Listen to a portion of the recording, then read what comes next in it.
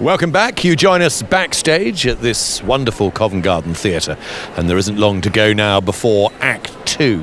What a feast, Darcy, Act 1 was for the eyes, the ears, for every sense. Every senses were awakened, wasn't it? I mean, it's just lovely how the magic starts straight away, and how lovely Francesca does not come off that stage. It's extraordinary. But I love the transitions. The music does everything for you, with a piece of, going on from one scene to the next. But then to see those characters turn into the creatures. It's just brilliant. You get a little taste of what's to come. And such a wonderful mix of high tech with the projections and ancient theatre tricks like the sea. I mean, it's just they've been doing like that a film, in theatres since the 18th century, probably earlier. We're going to be speaking to Joby Talbot in just a few moments, composer of Alice's Adventures in Wonderland. But if you've been enjoying tonight's performance, well, we have another treat in store for you. Something a little different, a wild folk opera of music, mischief and magic.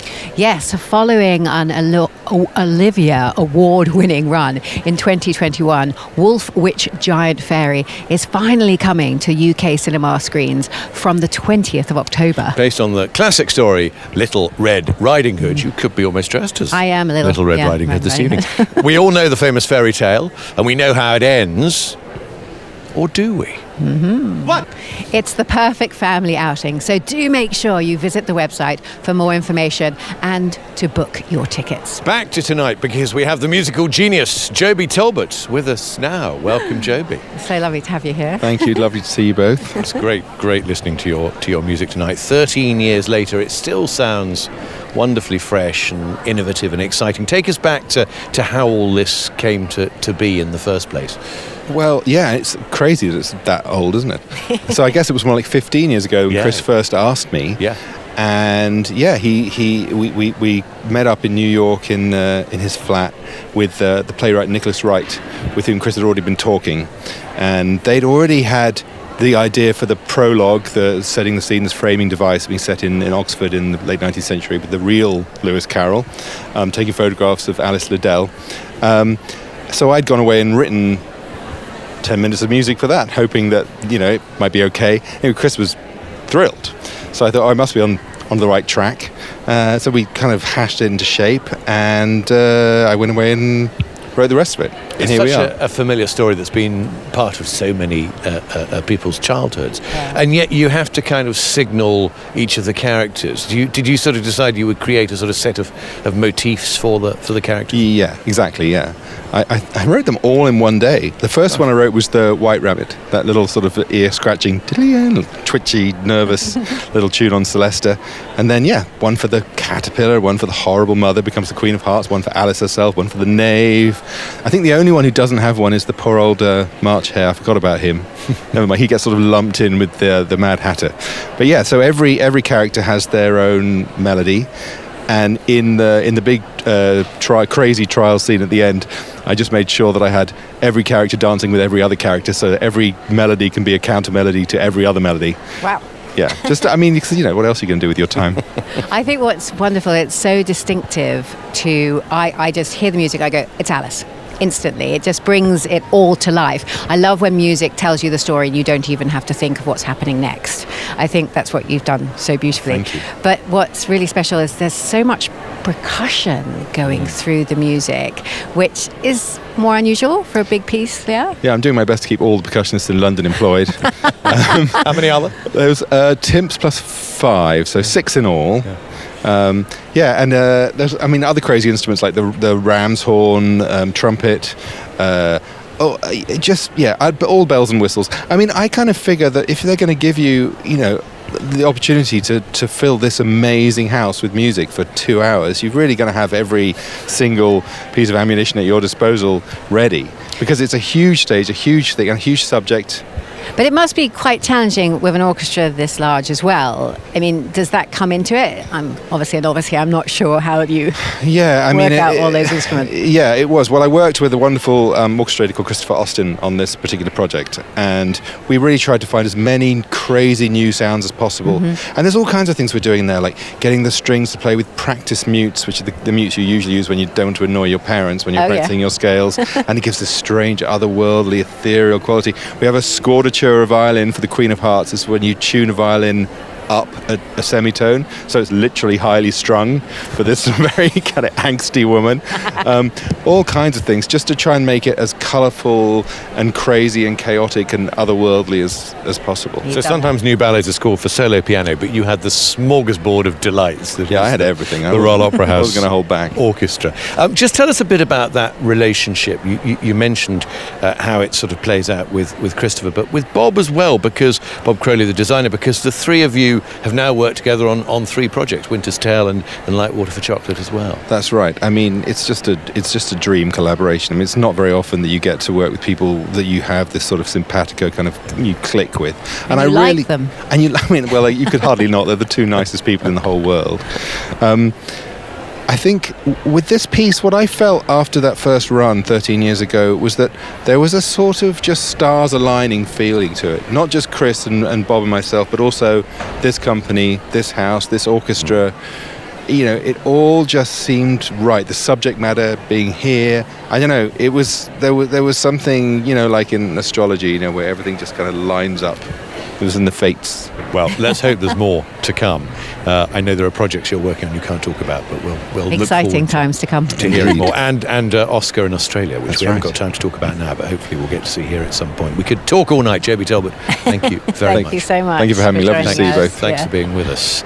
You can see what a huge undertaking writing this score was, with so many different aspects to consider and so many different characters to write for. It was one of those characters that has become truly unique to this ballet is the Mad Hatter, or should we say the Mad Tapper. Originally performed by Stephen McCrae all those years ago, he is reprising the role again this year, and it's a big comeback for him in more ways than one. Yes, after several injuries and some time away from the stage, we caught up with Stephen in his first rehearsal with the company just a few weeks ago.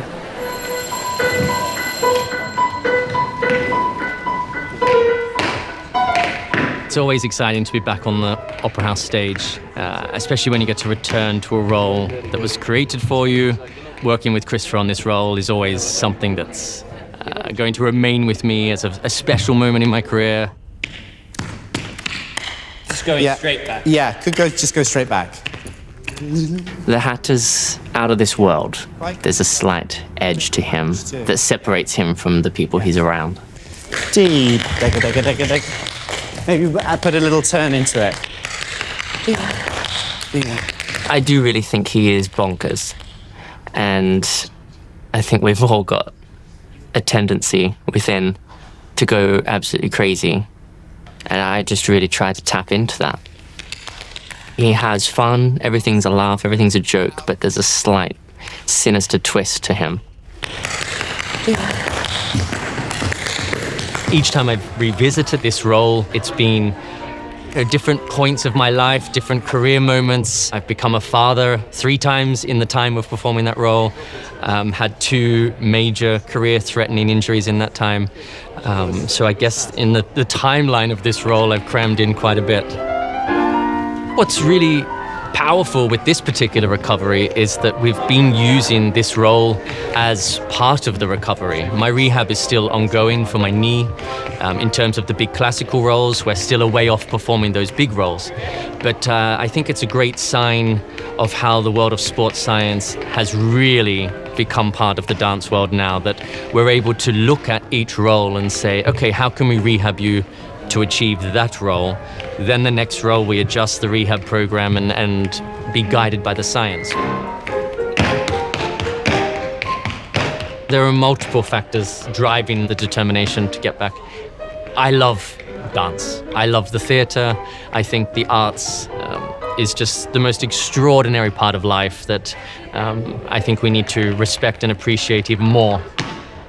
It's the most wonderful of art forms, and I just hope more and more people get to experience it.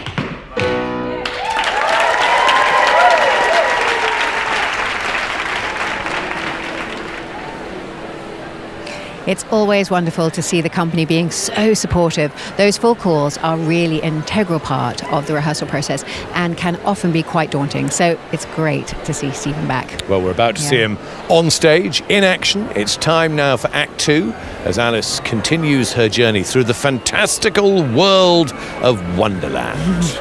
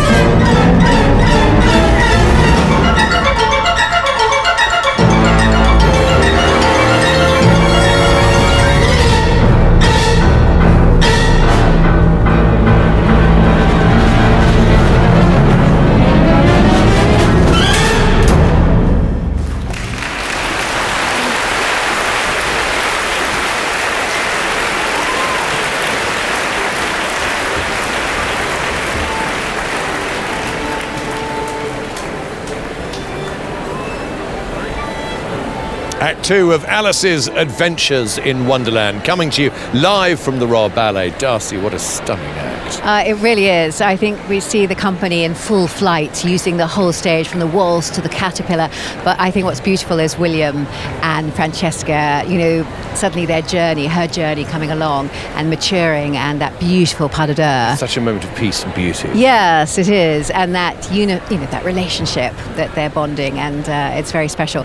But then, of course, the drama of Lauren coming on as the Queen of Hearts is spectacular. And other moments where it's kind of like a great Hollywood musical, sort of Busby Berkeley Yes, style. it is. It's at the staging. I think it's that use of the stage suddenly, so contrasting from the first act. Well, we're going to be hearing from Lauren Cuthbertson, the ballet's original Alice, tonight's Queen of Hearts, very shortly. So don't go far. You have just enough time to grab a drink. And don't forget to send in all your comments and thoughts on X, Instagram and Facebook using the hashtag RBOAlice. And we'll see you right after the interval.